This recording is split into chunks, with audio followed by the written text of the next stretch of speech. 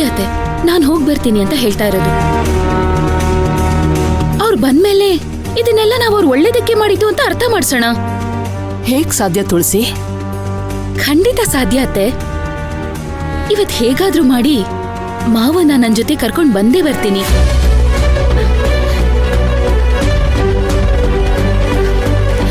ಯಾರಿಗೋಸ್ಕರ ಅಲ್ದಿದ್ರು ಈ ನನ್ ಮುದ್ದು ಅತ್ತೆಗೋಸ್ಕರ ನಾನ್ ಕರ್ಕೊಂಡ್ ಬಂದೇ ಬರ್ತೀನಿ. ಆ ನಂಬಿಕೆ ನನಗಿದೆ.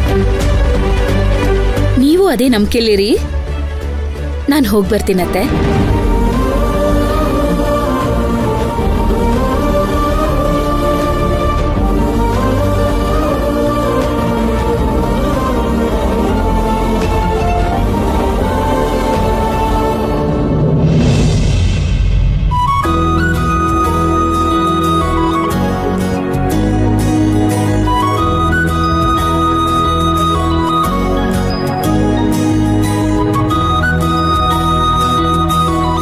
ಯೋಚನೆ ಮಾಡ್ತಿದ್ಯಾ ಮೈನಾ?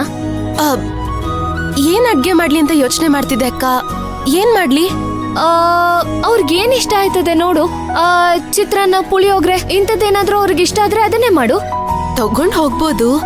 ಆದ್ರೆ ಪಾಪ ಅವರು ಊಟ ಮಾಡಿ 2 ದಿನ ಆಗಿದೆ. ಆರೋಗ್ಯವಾಗೂ ಇರ್ಬೇಕು, ತಿನ್ನೋದಕ್ಕೆ ರುಚಿ ರುಚಿಯಾಗೂ ಇರ್ಬೇಕು. ಆ ತರದ್ದೇನಾದ್ರೂ ಮಾಡ್ಬೇಕು ಅಂತ ಯೋಚನೆ ಮಾಡ್ತಿದೀನಿ. ನಮ್ ಹಳ್ಳಿ ಕಡೆ ಆ ತರದ್ದೇನಾದ್ರೂ ಮಾಡ್ತಾರಾ? ಅದೇ ಗೊತ್ತಾಗ್ತಿಲ್ಲ ಕಣೆ. ಅವ್ರು ಯಾವತ್ತೂ ತಿಂದೇ ಇರಬಾರ್ದು ಆ ತರದೇನಾದ್ರು. ಯಾಕಕ್ಕ, ಯಾಕತರ ನೋಡ್ತಿದ್ಯಾ? ಅಲ್ಲ ಕಣೆ, ನಾವ್ ಅವಾಗ್ಲೇ ಎಲ್ರೂ ಧ್ರುವ ಅವ್ರನ್ನ ಮಾತಾಡ್ಸು, ಅವ್ರಿಗೋಸ್ಕರ ಅಡ್ಗೆ ಮಾಡು ಅಂದ್ರೆ ನಮ್ ಕೈಲಿ ಆಗಲ್ಲಪ್ಪ ಅಂತ ಹೇಳ್ತಿದ್ದೆ. ಈಗ ನೋಡಿದ್ರೆ ರುಚಿ ರುಚಿಯಾಗಿ ಅಡ್ಗೆ ಮಾಡ್ಬೇಕು, ಏನ್ ಮಾಡ್ಲಿ ಅಂತ ಕೇಳ್ತಿದ್ಯಾ. ಅದು ಅಕ್ಕ, ಅಡ್ಗೆ ಮಾಡ್ಕೊಂಡು ಹೋಗೋದ್ರ ಬಗ್ಗೆ ಯೋಚನೆ ಮಾಡ್ತೀವ್ನಿ. ಆದ್ರೆ ಔಷಧಿ ರೂಪದಲ್ಲಿ ಇರ್ಬೇಕದು. ಓ, ಔಷಧಿ ತರ. ನಿನಗೆ ಆರೋಗ್ಯವಾಗೂ ಇರ್ಬೇಕು, ರುಚಿ ರುಚಿ ರುಚಿ ರುಚಿಯಾಗೂ ಇರ್ಬೇಕು. ಸರಿ, ನಾನ್ ಹೇಳ್ತೀನಿ, ಆ ರೀತಿ ಮಾಡು. ಮೊದ್ಲು ಈರುಳ್ಳಿ ತಗೋ.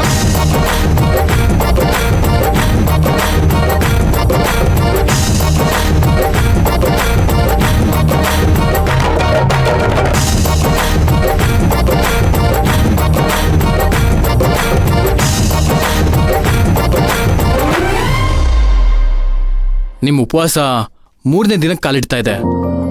ಇದು ಹೀಗೆ ಮುಂದುವರೆದ್ರೆ ಆರೋಗ್ಯಕ್ಕೆ ಒಳ್ಳೇದಲ್ಲ. ನೀವು ಹೇಗೂ ಊಟ ಅಂತೂ ಮಾಡಲ್ಲ. ಅಟ್ಲೀಸ್ಟ್ 1 ಲೋಟ ಹಾಲಾದ್ರೂ ಕುಡೀರಿ. ಹೋಗಿ, ನಾನೇ ತಗೊಂಡ್ ಬರ್ತೀನಿ. ಬೇಡ ದೀಪಕ್, ಬೇಡ. ನಾನು ಉಪವಾಸ ಮಾಡ್ತಿರೋದು ಮೈನಾ ಮನ್ಸ್ ಬದಲಾಯಿಸೋಣ ಅಂತ.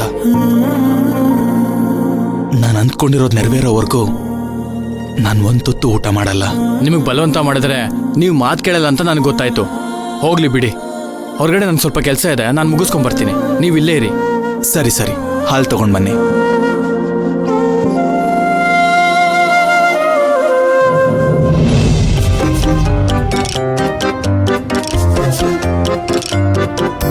ಓಹೋ, ಏನಪ್ಪ ಹೊಸ ಮದ್ವೆ ಗಂಡು, ಹೆಂಗ್ ನಡೀತಾ ಇದೆ ಮದ್ವೆ ಜೀವನ? ಓ, ಸೂಪರ್ ಆಗಿ ನಡೀತಾ ಇದೆ ಸರ್. 7 ವರ್ಷ ಕಷ್ಟಪಟ್ಟಿದ್ದಕ್ಕೂ ಇನ್ 70 ವರ್ಷ ಖುಷಿಯಾಗಿ ಸಂತೋಷವಾಗಿರ್ಬೋದು ಅನ್ನೋ ನಾಪಿಸ್ಕೊಂಡ್ರೆ ಏನೋ ಒಂಥರ ಖುಷಿ ಆಗತ್ತೆ. ಮತ್ತೆ ನಿಮ್ದು ಹೇಗಿದೆ ಜೀವನ? ಯಾಕಪ್ಪ ಹೊಟ್ಟೆ ಉರಿಸ್ತಾ ಇದೀಯಾ? ಇದ್ಯಾಕ್ ಸರ್ ಇಷ್ಟೊಂದು ಉರಿತಾ ಮಾತಾಡ್ತಾ ಇದ್ದೀರಾ? ಮತ್ತೆ ನಾವು ಮತ್ತೆ ಷಟ್ಕ ಮದ್ವೆ ಆದ್ಮೇಲೆ ಇಬ್ರು ಬ್ಯಾಚುಲರ್ಸ್ ತರ ಇನ್ನೂ ಬದುಕ್ತಾ ಇದೀವಿ. ನೀನ್ ನೋಡಿದ್ರೆ 7 ವರ್ಷ 70 ವರ್ಷ ಅಂತ ಏನೇನೋ ಹೇಳಿ ಹೊಟ್ಟೆ ಉರಿಸ್ತಾ ಇದೀಯಾ. So sad. ನಿಮ್ ಹೊಟ್ಟೆ ಕಿಚ್ಚು, ಐ ಮೀನ್ ನಿಮ್ ಹೊಟ್ಟೆ ಸಂಕಟ ನೋಡಿದ್ರೆ ನನಗೆ ಅಯ್ಯೋ ಪಾಪ ಅನ್ಸತ್ತೆ. ಬೇಗ ಎಲ್ಲಾನು ಸರಿ ಹೋಗಿ ಎಲ್ಲಾನು ಒಳ್ಳೇದಾಗ್ಲಿ ಅಂತ ಆ ಮುಕ್ಕೋಟಿ ದೇವ್ರ ಹತ್ರ ನಾನು ಪ್ರಾರ್ಥನೆ ಮಾಡ್ಕೊಂತೀನಿ ಸರ್. ಏನ್ರಿ ಕಿಂಡಲ್ಲ? ಹೇಯ್, ಇಲ್ಲ ಸರ್, ನಾನು ನಿಜಾನೇ ಹೇಳ್ತಾ ಇದ್ದೀನಿ. ಅದೆಲ್ಲ ಹಾಗಿರ್ಲಿ, ಧ್ರುವ ಒಳಗಡೆ ಇದ್ದಾನ? ಒಳಗಿದ್ದಾರೆ, ಹೋಗಿ. ಅದ್ ಸರಿ ಸರ್, ಇವತ್ತು ಸಂಡೇ ಬೆಳಗ್ಗೆ ಡ್ಯೂಟಿಗೆ ಹೋಗ್ತಾ ಇದ್ದೀರಾ? ಅದ ಒಂದು ಇಂಪಾರ್ಟೆಂಟ್ ಕೆಲಸ ಇದೆ, ಸೈನ್ ಮಾಡ್ಬಿಟ್ಟು ಬಂದ್ಬಿಡ್ತೀನಿ. ಸರಿ ಸರ್, ಹೋಗಿ. ಹಾ.